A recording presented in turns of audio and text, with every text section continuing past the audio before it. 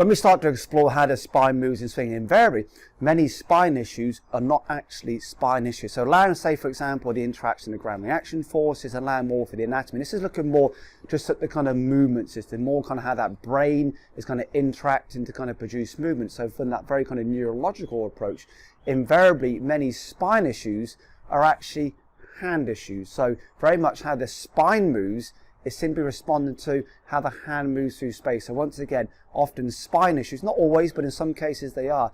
Most spine issues are actually hand issues. They kind of go to that in a very, very playful way, that typically the spine will always follow how the hands are moving through space. Some examples in that kind of very playful sense.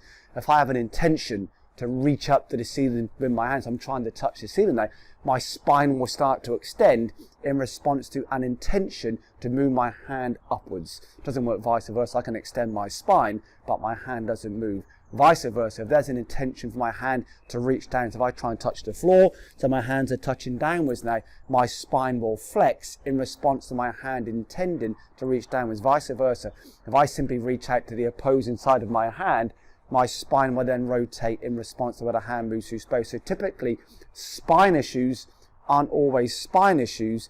Invariably, spine issues are actually hand movement issues. So typically, when we start to explore how the spine moves, we then need to really connect it back to the hand path in swing. How is the hand moving through swing? Invariably is the driver for why we see what we see through the hand. So typically, to improve and understand how the spine moves, not just looking at how the spine moves, we can then start to explore to improve what the spine does, actually start to explore and understand then how the hand moves. So to improve the spine, look at the hand, because often how the hand is moving often drives the spine to behave and perform the way it does.